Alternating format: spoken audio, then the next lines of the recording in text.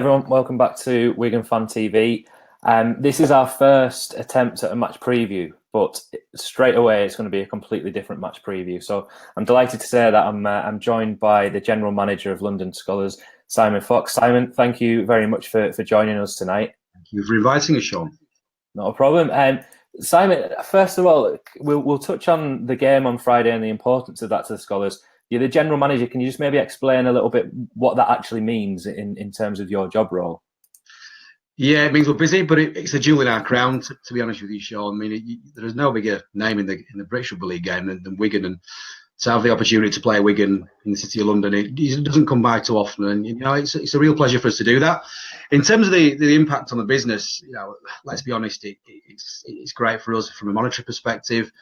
We bring some great brands around the club, as you've probably seen from previous times, Sean. We've got the likes of NASDAQ, our stock exchange, Lixor, and a few others without me dropping too many names at this stage. But in all seriousness, it's a great source of revenue for us. But more importantly, I think as a venue, the XIII's a great place. But yeah, it makes it busy for us on the cold face of it. But we're really looking forward to it. And yeah, it's an interesting venue. Yeah, I'll just try and pop that picture on there. Try and rearrange the screen a little bit so people can see that. But it's an incredible stadium, and I think one sort of snippet that you've been using quite often is this. It is a bucket list venue, is to use the term that you used before. Just try and explain to people just exactly where it is and why it is this unique venue. It's in the heart of the City of London, just off Finsbury Square and Old Street, and I paid a visit myself some months ago, and I've got to be honest. I mean, I'm not overwhelmed easily. I've been to some impressive stadiums, the Wembleys of the world when Wigan used to beat Leeds way back when. And when you walk in there, there's an air of anticipation about the place. It's got the spine-tingling effect to it when you're stood there in probably the world's most expensive rugby pitch, if you think where it is and the real estate value that's in and around it. It's impressive. The quality of the pitch is outstanding. It's even got a cricket square, can you believe, which the grounds are very protective of. But it's really inspiring in all seriousness, Sean. When you stood there and you look around, you see the buildings and you see the gravitas of who actually operates in that area of the city. It's fantastic. The XIII itself is a fully functioning barracks. We're fully aware of that. The security comes with it as well. But that makes it a safe venue. It makes it a great one. And it's a welcoming place as well. And you mentioned the bucket list there. I think we describe it as that. I think Wigan fans love a bucket list because they've been to Wembley so many times as part of the prestigious history. And I think the XIII, the Honourable Artillery Company, probably finishes off that bucket list for some people. And we welcome Wigan fans in abundance. And it's always a memorable day out. We'll touch on the Wigan squad later on, and it's a very strong Wigan squad. And I think the opportunity for a lot of these kids who are, I think, just coming through into the first year of the under-19s as well is a mixture of experience from the likes of Romain Navarrete at one end, who's a French international, to some players who will be playing the first game, against big men, really. Big bodies are going to be running at them from the Skolars, and I'm going to pick your brains on a few players of who we're going to have got to look out for in a few minutes' time. But I think what I said to you off air before is this isn't a match preview. This is almost like an event preview. Can you just explain some of the things that it's not just a game of rugby that's going on the pitch? Can you talk about some of the community aspects that go on the day for the Capital Challenge? Yeah, I mean, I'll say the whole actual day starts early in the morning, Sean. We actually have the world's biggest ETF conference in the morning at Finsbury Square with Grant Thornton, who are a huge accountancy company. About to you and I, that means nothing, but basically, it's to do with the stock exchange and exchange traded funds. And without getting too complex on that, a vast majority of businesses go to that in the morning. They then come to the luncheon at 12 o'clock in the afternoon. We've then got Joel Tompkins as guest speaker, which will be great with our MC. But you mentioned there just before that, we've got a number of schools from across North London. I think we've got 6 boroughs involved this year. I won't try and name them all. But that's a great, the P-Cube Skills Challenge is a fantastic event for us.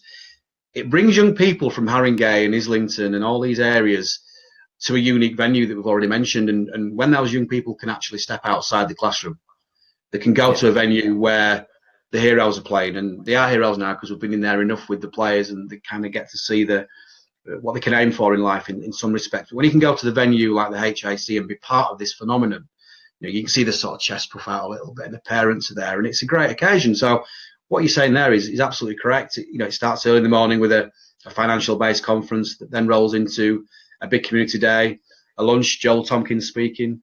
We raised some great money for the Scholars Foundation, which is intrinsic to our give back to Haringey. And then obviously the big kick-off at 2 o'clock before it gets dark in the afternoon. So, people then go on to the night in and around Shoreditch. So for me, it's, as a rugby league man, as a rugby league fan, despite my different background, it's very much about making London centric to the whole event and the very best of London all around from a sport and entertainment perspective. So, I mean, one question that I think a lot of people, if anybody's unfamiliar with the London Skolars, if you just do a little bit of research on them, you'll probably ask the same question that I asked Simon off air, is how on earth are London Skolars still about in 2018 as a sort of semi-professional with professional elements to it in League One, playing in 2018 when they were set up in 1995.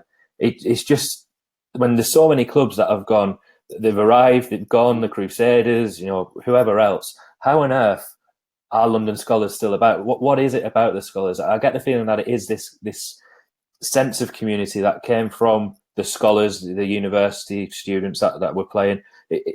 How are London Skolars still here in 2018 is, I guess, the question for you. It's a difficult one to ask, but I think what it comes down to is it's a bit like the Wigan DNA. There's a lot of graft behind that, a lot of good intentions. There's some great people. You've got to put that at the fore of it. But there's some good intentions, but there's some real strong strategy behind that. Our owner started the business 23 years ago. Now, 95, we began as an amateur club. And you don't get me wrong, we've been organic in some senses, but there's been some real drive and determination around that. But I think that the process that we've got as a club and entity is no different to perhaps how my old club, my old employees, Bradford Bulls, started many years back. It's about putting together all the cogs in the wheel. And don't get me wrong, they don't always go right, and you don't always get them right at the same time. But I think if you have people who know what they're doing in any business, and you've got a little bit of the bounce of the ball, and you've got the right strategy and intentions, you're not going to go too far wrong. But I think fundamentally for us, it's getting the community of Haringey involved in the brand. It's without playing any kind of violin. We're in the fourth most deprived area in the UK, and that shows a lot. What that really means to us is that we've got an opportunity to do right by the borough. We're I think next to Spurs, we're the biggest sports club in Haringey. Yeah. That's no mean feat to say that, and we don't say that with any swagger. We say that with humility. We connect with schools, and I think more importantly, we connect with people. And when we do that, we become relevant. And I think when you become relevant, people formulate you as part of their daily life. You then become engaged in their thinking, and that goes on, Sean. And I think we're pretty proud that we're still here. You say a lot of clubs have gone by the wayside, and that's a massive shame. But we'll always support people in and around the game, and hopefully they do to us the same. So a lot of good intention, a lot of strategy, and some great community work, I think. I'll put Toby's comment on screen in just a second. I mean, what tends to happen with these videos, Simon, is not many people watch live at this moment in time to ask the questions, but then this is the fourth or fifth video that we've done. People just it just goes ridiculous overnight. It's people on Facebook, I think when I calculated before, there's about 45,000 views on the videos over each video on YouTube and Facebook so far. So I'm sure a lot of Skolars fans will watch this at some point. And I guess one question, I'll just put Toby's comment on there. Thanks, Toby, for sort of contributing there. Just commenting on North Wales Crusaders and Skolars having some classic games, I guess, is Toby's point there. One question from a not a London Skolars fan, but one that might be a permanent one for people that support the Skolars or support rugby league in London. And there are lots of people who are massive rugby league fans in London. Is what's the 5-year plan for London Skolars? What's the 10-year plan? Because you've got to compete, obviously, with the likes of Bradford Bulls now in your division. You've got to potentially, nobody knows what the structure is going to be this time next year, let alone in 5 years' time. You might have the likes of New York and people like that to compete with.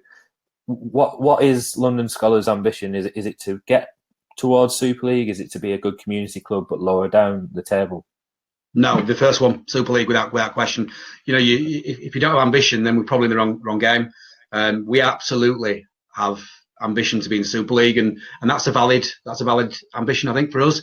Geographically, you mentioned New York there, and you mentioned some other potential franchises, and we can see how well Toronto have gone. They've been phenomenal for the game. No bones about that. They've been great for the game. We've got grand ambitions. We're one of the biggest cities in the world. We mustn't forget that, and we've got an opportunity to fully maximise that. Don't get me wrong. That again, you need to sort of step up what we're doing. We need to amplify that. We need an injection of money to be able to do that. And again, that comes with there's some effort that needs to get to that point, Sean. But there's certainly the grand 5-year plan, I would suspect, and I would say 5 rather than 10 is to be in the Super League. We need to graft hard, and our players graft. Let me tell you, these guys, they're not spoiled. These guys graft, and they've also got jobs as well. But they pull up well, and they represent really well as well. But we need to step up as a business, as a club, and we're doing that. We're saying the right things. I think we're doing the right things to the community, for the community. But for sure, Sean, no doubt about it, we want to be in Super League. I think that's fantastic to hear, from the determination of having another team that, of course, every team wants to get into Super League, but it can't happen. But to have that drive, and like I said, there's a big history of this club. It's a club that's been consistent since 1995. Yeah, it changed its name once from sort of the old boys to Skolars, but you've been a consistent brand. You look at the Broncos, for whatever reason, Harlequin, they've had a lot of chopping and changing, but I think what the Skolars have managed to do is get an area of London, which is going to be their area of London. They're going to stay there. They're going to help the community. And, obviously it's not the Broncos' fault where they've had to go and that, but I think that's perhaps a difference that I'm seeing between the two sides, is these roots that you very much have in the community, and hopefully that will allow you as a club to sort of progress towards a championship and Super League, hopefully, because I know from going down to the stoop, watching Wigan versus Harlequins as it was a few years ago, Wigan fans love a trip to London, and sometimes we don't get to Wembley. Used to it as well. Yeah. Sometimes we don't get to Wembley, so having another trip to London is, it was always the Catalans trip and the Broncos or the Harlequins trip was always the ones that you look out for, I guess, on the fixture list. So to potentially, have that trip to what looks like a fantastic stadium, the facilities that the Skolars have got look fantastic. Yeah, we're proud of New River Stadium. It's in the heart of Haringey in Wood Green, and I was mentioning off air to you previously. People don't realise Wood Green is the second busiest high street outside of Oxford Street in the whole of London. 400,000 people there. English is the second language of a lot of people, so that probably gives context to our community work. We've got to do some real graft to sometimes break down barriers to communicate with some people, but that's great. It's a great challenge for us, and that really works. But we never forget that we're in London, and we never forget how attractive a proposition that is for an away fan. As an example now, Sean, we're looking at hotel deals for away fans, and we'll open that, I think, up across the season, and we'd like to become people's probably second favourite club, outside Super League, out of their own, and people have a bit of a warmth for us, a bit of a people's team kind of idea, and would welcome that wholeheartedly. And people are always welcome at New River. It's I think we make it a nice experience for people. They see some good rugby in a nice area, in a nice venue. So yeah, we're proud of New River, and the Broncos, as you say, have been quite nomadic, but they're another club trying to do a lot of really good things, and we get on very well with the Broncos guys, and we don't see ourselves as rivals. We have 8 million people to go at, so if we take a share of that between us, we'll be doing all right. But in all seriousness, rugby league and London needs to marry a little bit better. I think we think sometimes the holy grail is going to Wembley, and then we forget London for 364 other days of the year, and I think we need to go full circle and make London centric to rugby league and hang our hat on it. If you look at football, London is the epitome of the Premier League, alongside Manchester and Liverpool, they would argue as well, and rightly. But we've got to make rugby league centric to London, alongside the Torontos and the Toulouse models and various other things. And yeah, we'd love to be a part of that. I think that's certainly something that you can tap into, as like you said, you want to be people's second side. I think that's something that the Wolfpack did really well last year, because it was new and it was a bit different. But yeah, there's no reason why whoever watches this, and a lot of Wigan fans will be watching if they can't get to the game, we'll be watching the game on Friday on the official Wigan TV site. And so that I guess leads in nicely into the squads for this weekend. We've got the Wigan squad, and like I said, it's a very strong side that Wigan have put out there. It's probably not the best to view on there. We'll just put it on. But some of the names that are on there: Romain Navarrete, Josh Ganson, who I spoke off air, is sort of a really exciting prospect for Wigan. You've got Liam Marshall. Obviously, I think he was the top try scorer for Wigan last year, if not second. Who else have we got on there? It's a very, very strong side. That I think when we counted through before, there's 7 players in that Wigan side that have played first team rugby. That's going to be a great challenge for the Scholars to come up against. It's going to be a great challenge for those younger lads who, when you look at that squad, there's a lot of players in there that a lot of Wigan fans wouldn't have heard of. So, when we're watching this on Wigan TV, or the people that are going down, give us a few names, a few people that we might want to look out for from the Scholars for the game on Friday. Well, I might as well start at home with you guys. We've got one of our centres is Jake Melling, who I think grew up at Wigan St Pat's before I got into the Warrington Academy. But we're really proud of our team in the sense of, we've got a lot of home produced players, as you probably know, Sean. The likes of Juma came through I think from the Chargers in South West London originally. Who, by the way, you can see at New River the following week as part of the Challenge Cup Round 1. Shameless plug there. Lamech went on to the Broncos as well, but then we've obviously got some of the guys who might be more well known to Wigan fans. We've got Michael Bichet, probably playing hooker, I suspect, and he'll have a tough test against Josh Ganson, no doubt. And then we've got a pretty big forward pack. Lewis Robinson's our captain this year, and Lewis has been around the Scholars for a while, and a big guy, and pulls no punches often. Michael Sykes, a big unit playing up front, and then Amari Caro be playing as well. I think a few years back, Sean, he was the fastest man in Super League. Yeah, I remember he won that title, didn't he? At the Nines tournament. He's still rapid. So if he gets into open space, then good luck. But yeah, we've got some good boys in and around there, and a lot of good young fellas, and the likes of Phil Lyon at halfback as well. And some of these boys have done it tough. But there's some good boys in there, and they'll it's a litmus test for us. There's no doubt about that, Sean. But I think it's great for any sports, any sportsman to test the best. And some of the guys you've put on the pitch in the past have gone on to be sensational players for Wigan. Anthony Gelling, Dan Sargentson. They've obviously got Liam Marshall this year, who lit up Super League phenomenally last year, and probably pushed Joe Burgess inside to centre. Yeah. So we're under no illusions that the team we put out we're really happy with, but it will be a tough test against Wigan, because you guys and the DNA you produce, and the kind of replication of the first team model that Sean's put in place there is something to behold, and it's probably a bit of a leader within the sport, and we're looking forward to it, Sean. We really are.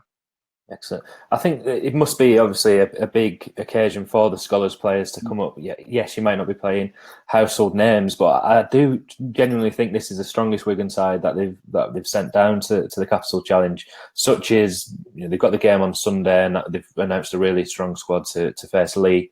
Pretty much the first team squad to face Lee on Sunday. So naturally, a lot of those players that haven't got into that side for the Sunday game are in the squad for Friday, which I think should make a really good game for I guess any neutral fans that might be in the London area. It's a great opportunity to watch some live sport on a Friday afternoon with I guess a few bars that are there as well. I think that was part of the event. Yeah, we love it. But I mean, you know yourself, when you come down to London on a Friday, people do the pub dance. So it gets to 12 o'clock and they start twitching and look at the watches, and that'll be no different on Friday. We've got a big lunch coming up, and we've got Caveman Brewery down there with some craft ale. So Wigan fans will be well watered and fed. So yeah, we're really excited about that, and I think we expect a good number of Wigan fans as well. And then they're not too far from central London afterwards if they want to continue the drinking journey. Yeah, the drinking journey back to London Euston, I think, is what they'll be doing. There's plenty of pubs on the way there. Simon, thank you so much for joining me tonight. I think it's a credit to the Scholars and yourself that you've taken the time to come on here and support what we're doing. And hopefully in return we can support what you're doing, and I hope that the two clubs, Wigan and the Scholars, continue this over the foreseeable future, because I think it is a great event.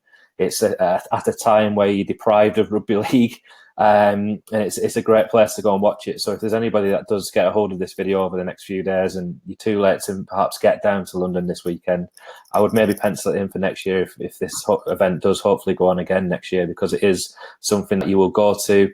And I guess the word is unique. It's essentially unique. It's unique to rugby league, but it is a fantastic event, and I'd urge every Wigan fan to support it and go down there at some point. One person that will be there, Simon, on Friday, it was my guest last night, Steve Mascord, who will be there flogging his book. Indeed. Indeed. We've got a copy of the book, which is Touchstones. We had a competition last night, which was basically for people who were watching to like and share the video. We did the draw just before we came on air, and the winner's name is... Where have I put the winner's name?